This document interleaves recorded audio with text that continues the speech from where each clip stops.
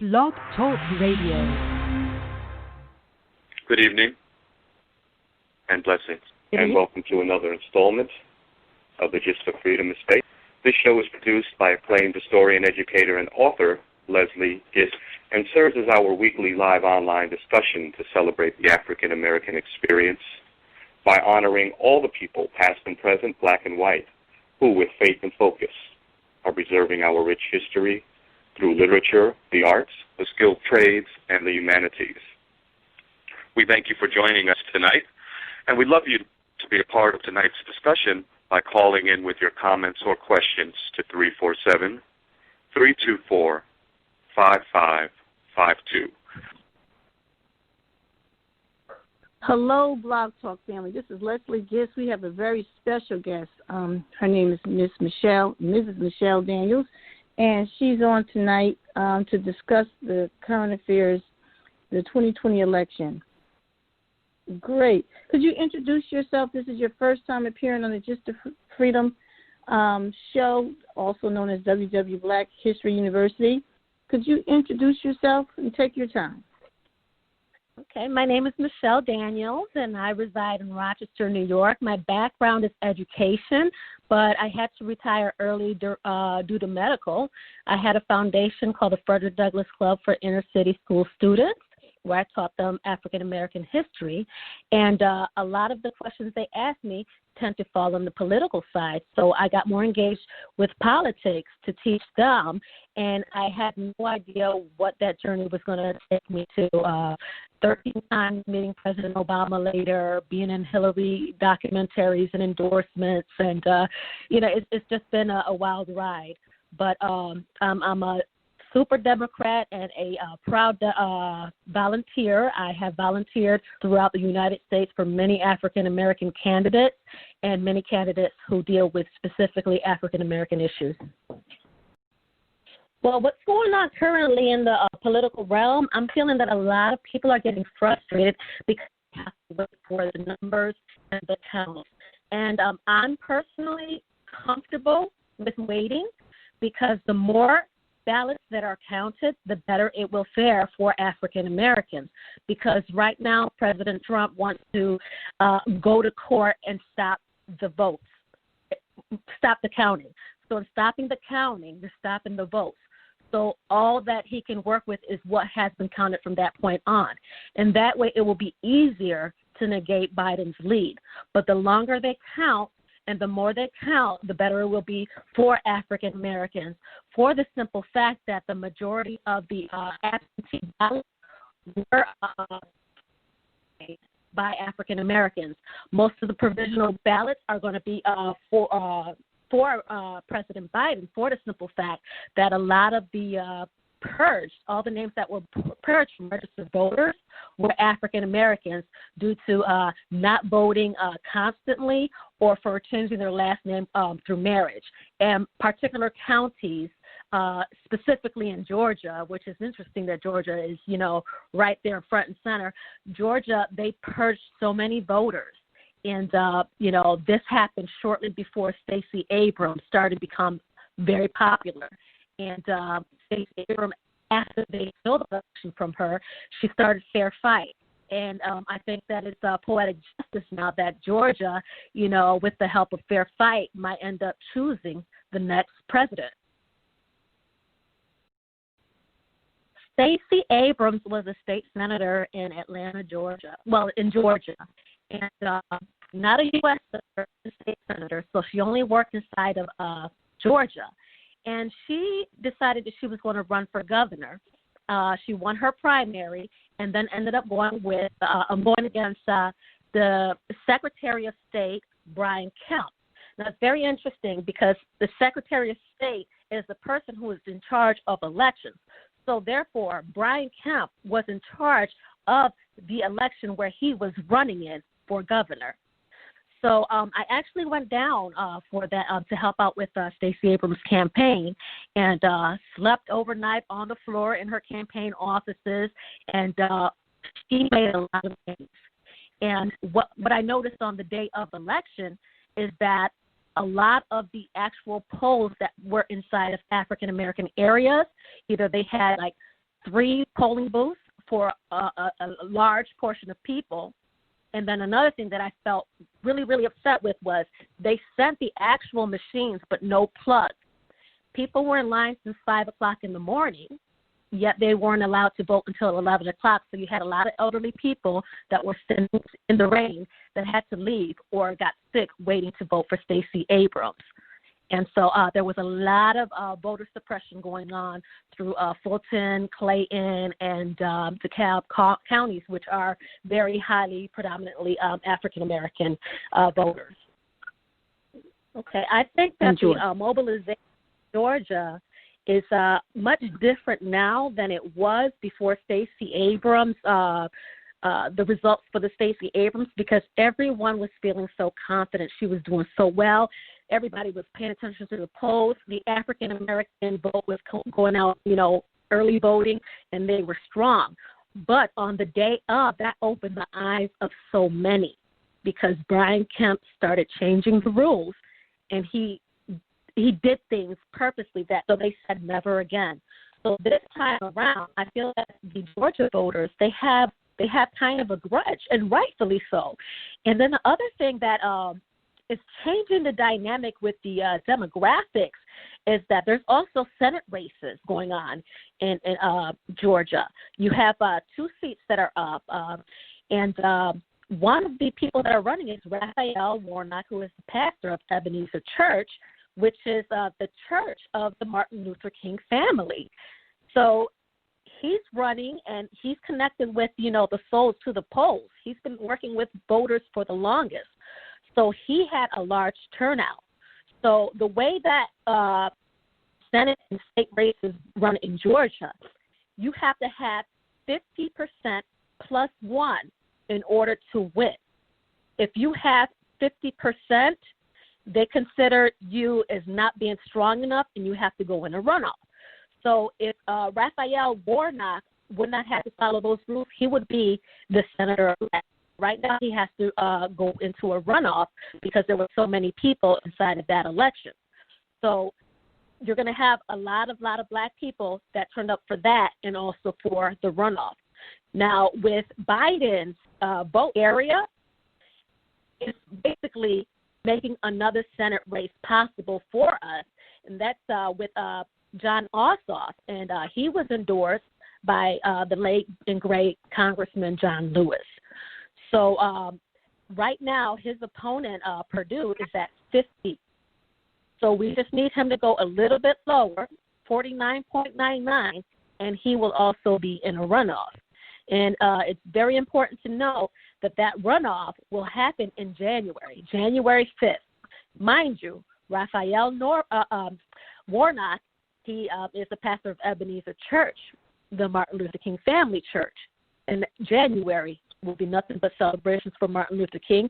So I have a feeling that we are going to increase our senators in the Democratic side because of Georgia. Pandemic is affecting this election in ways that people could not anticipate. I mean, even in our local board of elections, we weren't sure how we were going to handle things. We weren't sure how we were going to be able to notify the voters when they can vote, as far as early vote, if there was going to be early voting, what the mail-in process was going to be. And that's why you're going to see a lot of delays now, because a lot of information wasn't clear as to when cutoff dates were. And that's going to open up a lot of court proceedings with the swing states. The other thing is that engaging voters, it's a physical act. You can't just pick up the phone. People really don't answer the phones that much. So it was very hard to put out the information. But people and organizations like Fair Fight, they really made sure that they hammered in, go early and get your ballots through the mail early. Send your ballots early. Whereas Trump told his supporters not to believe in the mail system. That's why this mail system, as far as the ballots coming in, are highly favoring the Biden campaign from anywhere from 60 to 80%. So that's why Georgia is shrinking so fast for the Trump side, and they can't understand and they don't believe it. But the numbers don't lie. Well, it was pretty interesting with the post office. You know, there's a lot of controversies going on with the post office because, first of all, the postman general was appointed by Trump, and even in the Bronx, they were putting locks on the mailboxes and stopping people in urban areas from delivering their mail, getting their mail picked up, and you know, it was just madness. And it's just like, you know, this all happened around election time, you know, the early voting. And the thing is that they were actually making things worse for the actual constituents because you have a lot of seniors that depend on the mail for, you know, things like prescriptions, medications, Social Security. And the mail was extremely delayed because of that. The general, postmaster general, also removed sorting machines. So in order to try to, you know, slow things down, what the postmaster general and Trump did was that they encouraged the African American and Latino vote to come out harder and stronger, and that's what you're seeing today. Currently, we're waiting on a few swing states. We are definitely waiting on Arizona, and a lot of people are fearing about Arizona. They don't understand what's going on with Arizona because a lot of folks have listed it as on the Biden column, and now people are taking it away. That's because the Phoenix County is still being tabulated, but it's still favorable to Biden. However, Biden's lead is going to shrink dramatically, but you know, I wouldn't worry. That's not going to change the results of the 270 because Biden will get it. Another one that we're looking at right now is Pennsylvania. Pennsylvania is very interesting because that, if Biden was to win that tonight, we wouldn't even have to discuss the election tomorrow. He would automatically surpass the 270. But right now we're having delays because Trump has sent his lawyers over to specifically Allegheny and Philadelphia counties. And Allegheny County, they were kind of successful. They have stalled the vote. However, the way that the Philadelphia County and Chester County, Bucks County, the areas around, you know, the Philadelphia and their suburbs are much higher Biden Democrats that are voting as far as absentee mail ballots and provisional, because we can't forget the provisional ballots. Provisional ballots are you go to vote on the day of, and they say they can't find your name, and you know that this is the polling place that you always go to. And then, you know, or you change your address or you change your last name through marriage, you would have to fill out a provisional ballot. That is different from an absentee ballot that was sent out in the mail. So there's different places that are counting different types of ballots. So all of those are highly favored in Philadelphia. So the way that's going, we should have a better idea by tomorrow.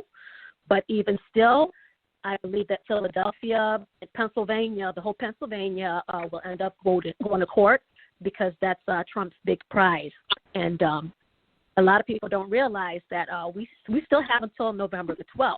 This is why we're not hearing too much about North Carolina. That's also a swing state. It says 100% reported, so a lot of people are confused about that. The reason why it's 100% reported is because everyone who voted physically have been counted. However, they're waiting for the absentee ballots that were postmarked by November the 3rd. So they have until November the 12th to get all of those. And again, the absentee mail ballots are highly going to go for Biden and the Democrats. So a lot of interesting things going on. Well, there's a lot of controversies going on, like in Fulton County when they were counting the votes. Right now they're on a pause until tomorrow. Also in Arizona and in Pittsburgh and Philadelphia, where you had Trump supporters showing up. One of the more intense situations was last night in Maricopa County in Phoenix, Arizona.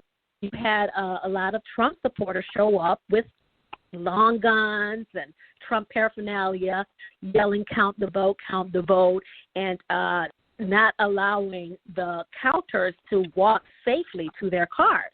And so they ended up having to close the building off to everyone, including media, but the counters were allowed to continue to count.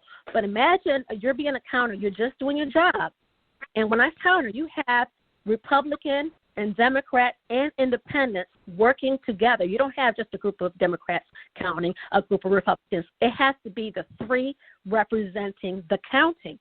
So this is, as safe as you're going to get it. But you have, like in Fulton County, you had Trump that were upset, wanted to physically be inside of the room, the hall, where the people were counting. But in order to be in that room, you have to have credentials. You have to go through a process beforehand and be trained. You can't just be an observer because you show up and want to be an observer. You have to have credentials. So, it's interesting that they're trying to change the rules now about how to protest. When George Floyd, they were all against everything that they're doing now. And then you have people like Giuliani, who's going to Philadelphia with Eric Trump, yelling and saying, we have to stop these illegal vote counts. They're going to steal it. No, these are not illegal votes. They're legal votes because people voted absentee before November the 3rd, and every vote matters. Every vote counts. And they're saying that Democrats are trying to steal it by adding. These aren't additions. These were already inside of the pile. You had different states like Pennsylvania that said specifically you cannot start counting these absentee ballots until after the polls close. So these were never additional. These were always a part of. And then you also have places like Nevada, and I hate this word. They have a thing called segregated ballots. Now, these are ballots that are coming in after November 3rd but have been postmarked before November 3rd. So they should be considered regular ballots. But there's a lot of jargon going on. There's a lot of trickery of trying to suppress votes because they do want to reduce the voice of the African American and Latino voter group. Okay. Well, one of the things I find really interesting with Team Trump is that they are selective in the different states they're trying to sue and do recounts because Wisconsin, they want to do a recount. They're trying to sue Michigan. They're trying to sue Pennsylvania. They're trying to sue Georgia. But Arizona, they don't want to sue. Now, what's the difference between Arizona and the other states? Arizona, while they count more, the buy-in column gets a little shorter.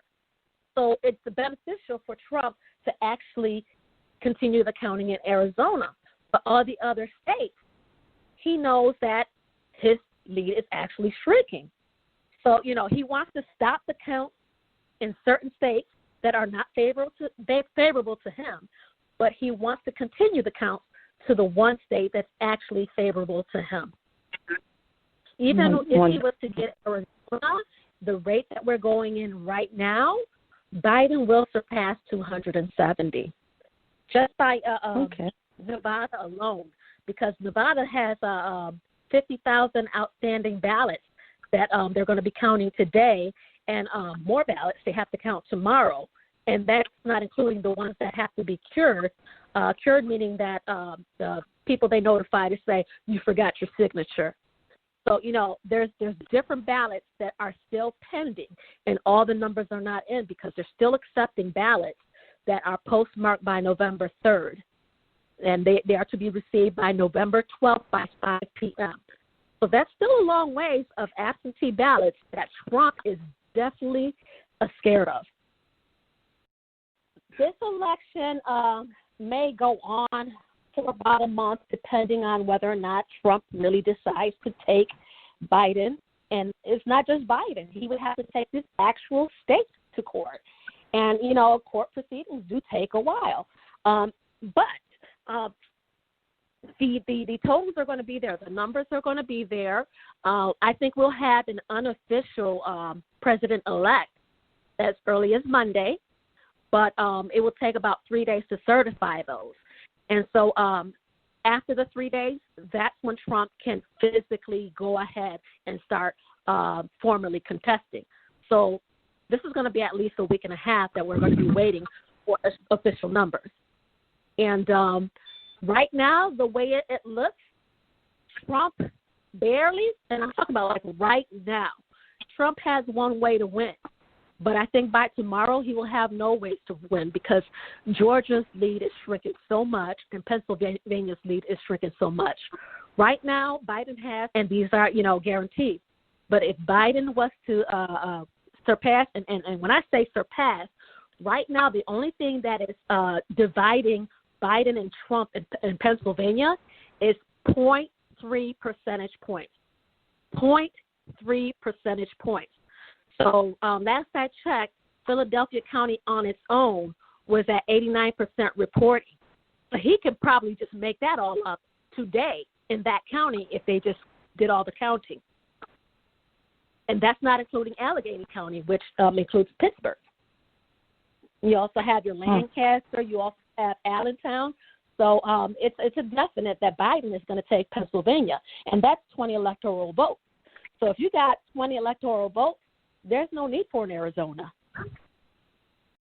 Right now, you have different places giving different tallies. You got some folks that have Biden at 253 and Trump at 213. But people have put in Arizona, which is, still under, review. So that has Biden at 264.